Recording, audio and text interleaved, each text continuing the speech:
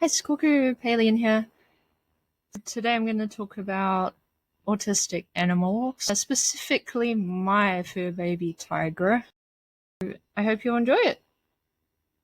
Have you ever considered not only yourself if you'd have autism, I have autism, but animals can also be autistic too. Have you ever thought about that?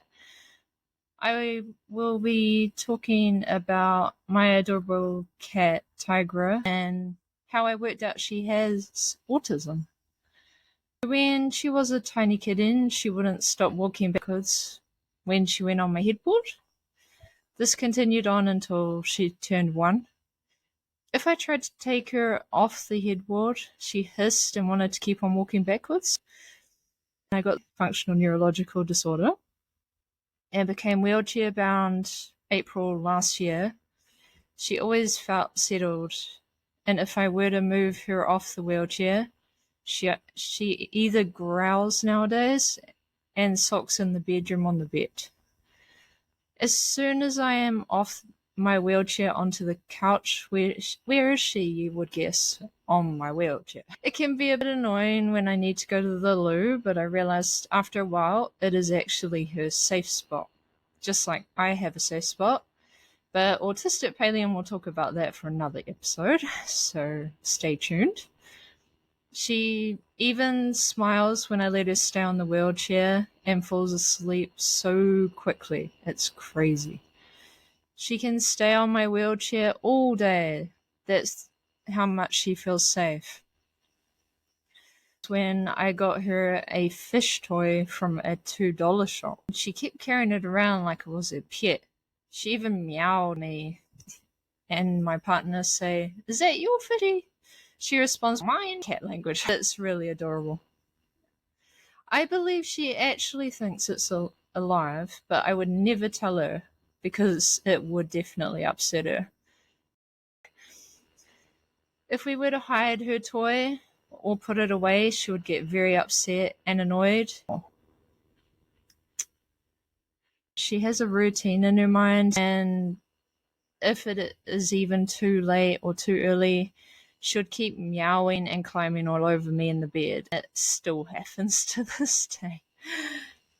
She has a set breakfast and dinner time, even a toilet time, just like a human child. I've even had people say she ain't a cat, she's a human child. When her routine is done, she settles on my wheelchair once again. She gets very uptight if we shut the wardrobe. At first I thought she was just curious, but it's actually her safe spot as well. We have to leave the wardrobe open, and I'm not a huge fan of leaving wardrobes open, but we have to do that, otherwise she gets really jumpy, claws at the door, and just very uptight. She won't settle for bed. She has to go into it daily. The funniest thing is, my safe spot is a wardrobe too, so it's crazy. She only likes certain food.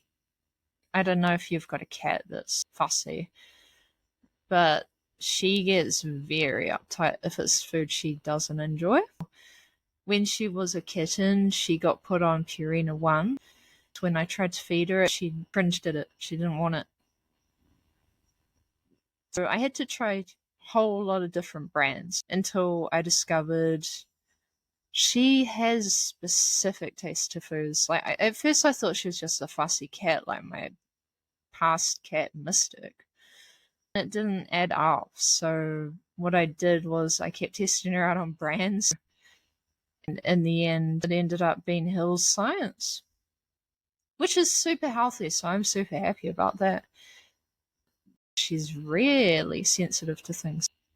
She has stress incontinence. I don't know if you've heard of that. And she got bladder problems, and it ended up being very costly for us, but I'd do anything for my fur baby, just as everyone else would with their pets. She loved the stuff, and her bladder got better over time, and I was just really relieved because she got really, really sick.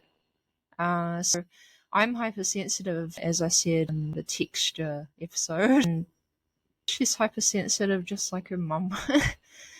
I've recently let her outside, and she has this really interesting pathway where she goes down the driveway and around the backyard. She never leaves over the fence or anything. She likes to be close to me. She's got separation anxiety. She gets very, very uptight. She has her little routine when I let her out. I let her out once a day because she tires herself out. She's a black tortoiseshell. They are so hyperactive and then they burn out for hours on end. She's always on the wheelchair after she burns out. She goes through the bushes.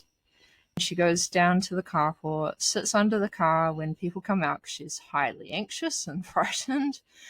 That's why I didn't really want to let her out, but she's a tortoiseshell. I discovered they either like indoors or outdoors. I'm doing a bit of both to keep her happy. She goes around to the backyard. She gets into a bit of a hissy with the other cats because it's her territory. She does not stray from home.